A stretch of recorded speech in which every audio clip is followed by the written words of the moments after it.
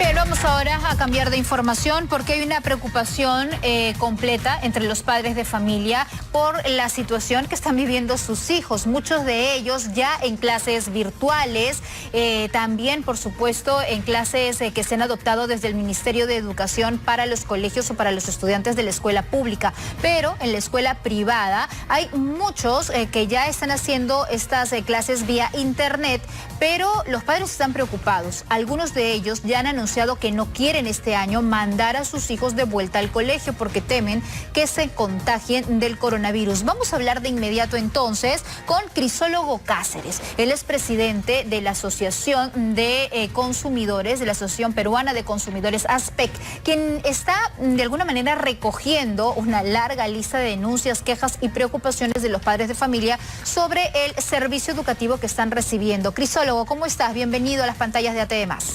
Hola Alicia, un gusto saludarte y efectivamente estamos recibiendo cientos, por no decirte miles de reclamos de los consumidores que están preocupados porque consideran de que la clase virtual que vienen recibiendo por parte de los centros educativos privados no reúne estándares mínimos de calidad para ser considerada como una clase valedera y por lo tanto se sienten muy preocupados porque les estén exigiendo que paguen lo mismo que por una clase presencial. Como todos saben, los colegios privados desde un inicio se han cerrado en sostener que el costo de una clase virtual es exactamente el mismo que el de una clase presencial, lo cual los padres de familia consideran que es una burla, pues, porque el servicio de una clase presencial tiene determinadas características que no tiene una clase virtual. ¿Qué consideran ustedes en ASPEC, Crisólogo? ¿Es el servicio el mismo? ¿Lo han podido evaluar? ¿Qué han hablado con los padres de familia? ¿Debería haber realmente una reducción en la mensualidad de la pensión? Claro, lo que se dice a los padres es que está bien pagar, nadie dice que no paguen, pero tienen que pagar de acuerdo a lo que reciben. Los centros educativos privados tienen obligaciones muy concretas, Alicia, y es bueno que lo sepan todos los padres de familia que nos están escuchando. La primera obligación de los centros educativos privados es que tienen que haber remitido, y el plazo ya se venció hace más de una semana, a la UGEL correspondiente su plan de recuperación de clases. Plan de recuperación de clases en el cual están detallando cómo es que se van a impartir las clases, de qué manera, qué contenidos van a tener, si cuando se restablezcan, en el momento en que se restablezca, si es que se restablecen las clases presenciales, van a haber horas extras, etcétera, etcétera. Todo eso está en el plan de recuperación de clases. Sin embargo, el muestreo que estamos realizando demuestra que prácticamente el 50% de los colegios privados no han cumplido con su obligación de enviar a la UGEL correspondiente el plan de recuperación de clases. Y eso es muy preocupante, porque una vez aprobado por la UGEL el plan de recuperación, este plan tiene que ser puesto en conocimiento de los padres de familia para que los padres de familia sepan a qué atenerse, no como ocurre ahora, que les están enviando, un profesor, por ejemplo, les envía un video de 3 minutos y le dice, ¿sabes qué? Léete el libro tal, del capítulo tal, o la página tal, o la página tal, y me preparas un ensayo, chao. ¿Eso es una clase virtual? No, pues. No tiene además el contenido, no tiene además el contenido, esa explicación que solo un maestro te la puede dar de un tema en particular, ¿no es cierto? Y eso es lo que muchos padres de familia sienten, que al final ellos son ahora los profesores porque tienen que explicarle al detalle cosas que, seamos sinceros, Crisólogo, muchos padres no entendemos, ¿no? Y que no sabemos cómo explicárselos y finalmente, pues, el tema virtual puede ser también una gran alternativa si es que el profesor tiene esta condición y esta capacidad de poder llegar a sus alumnos a través de una pantalla. Si es un buen docente puede hacerlo. ¿Por qué no? ¿Por qué solamente darles, no, de paporreta 3 minutos de una lectura y no tener este acercamiento y este contacto con ellos a través del internet? Bueno, tú lo acabas de decir claramente, pues, ¿no? Una característica muy importante de cualquier clase es la interacción entre el profesor y el alumno.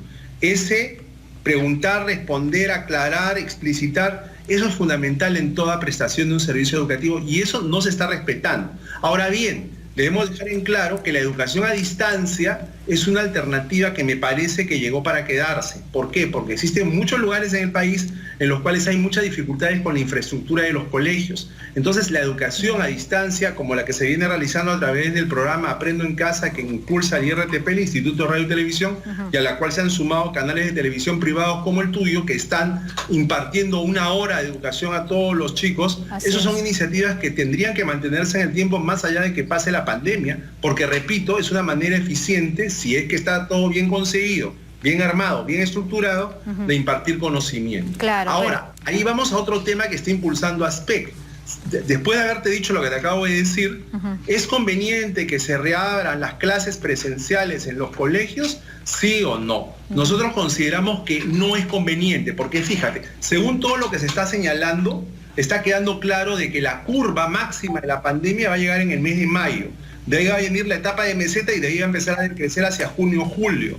Luego, no es que la pandemia pasó, sino que va a estar como estancada. Tú vas a poder circular con determinadas restricciones, pero ojo, los colegios, los cines, los estadios, los teatros, los conciertos, etcétera, son lugares en los que se congrega mucha gente y entonces no es conveniente porque hay casos de personas que fueron curadas del COVID-19 y han recaído. Entonces, exponer a los chicos en los colegios, aunque la pandemia esté, digamos, bajando en cuanto al número de víctimas, es algo muy riesgoso. Por eso creemos de que deben impartirse las clases mediante educación a distancia en lo que resta del año escolar, no suspender el año escolar.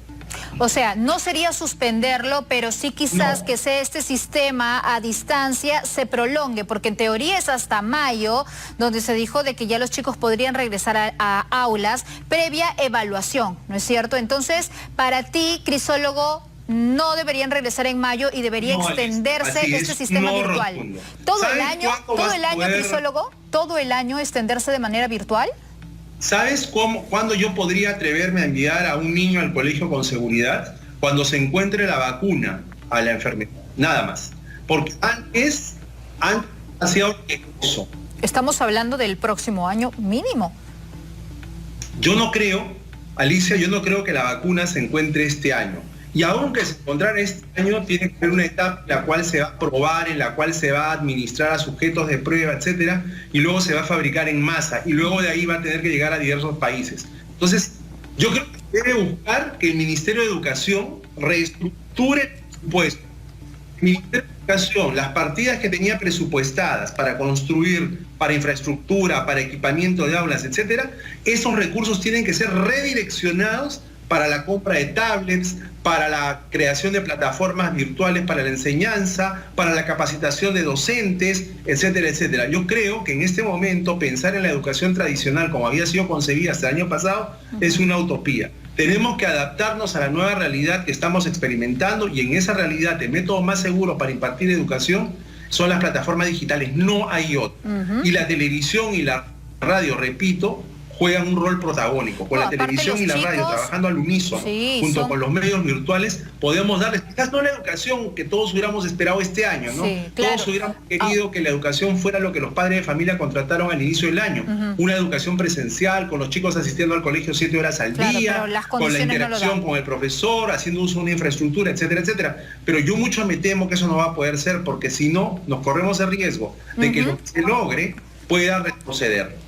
Claro, crisólogo, definitivamente es así. La salud de nuestros hijos es primordial. Si bien aquí estoy revisando algunos estudios que se han hecho en China y en los Estados Unidos sobre cuánto puede afectar el coronavirus en niños, ellos no son una población de riesgo, sino los adultos mayores. Pero ojo que en Sudamérica sí se han visto mayor casos de infección de coronavirus en niños. ¿Por qué? Porque en este territorio existe anemia, defensas bajas, mala alimentación en los niños y por ende aquí en Sudamérica se convierten los niños en una población no de riesgo, pero sí en una población que puede contagiarse y que de repente empieza a ser el niño un transmisor del coronavirus y puede infectar a sus padres, a sus tíos o a sus abuelitos. Entonces, por ende, hay que cuidar mucho, mucho a los niños, sobre todo a los niños peruanos. Crisólogo, tengo una consulta, la última antes de cerrar, por favor, esta entrevista, porque tengo aquí también una lista de varios colegios particulares que han decidido ya y le han informado a los padres de familia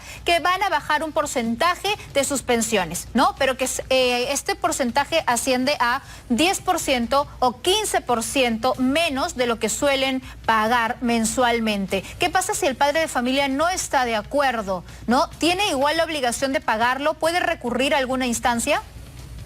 Yo creo de que es una buena señal, ¿no? Como tú sabes, Alicia, estamos en campaña de hace semanas para que se reduzcan las pensiones. No podemos obligar, ni el gobierno puede hacerlo, a que los colegios bajen la pensión a través de un decreto porque no hay control de precios. Sin embargo, es una señal, es un buen comienzo porque hasta la semana pasada los colegios se negaban de una manera categórica a reducir las pensiones porque sostenían que el costo de la clase presencial era el mismo que de la clase virtual. Es un inicio y espero que sigan dialogando. Te quiero dar una primicia. Hemos hecho una encuesta, estamos terminando una encuesta a nivel nacional sobre los reclamos de los padres de familia en relación al cobro de pensiones por clases virtuales.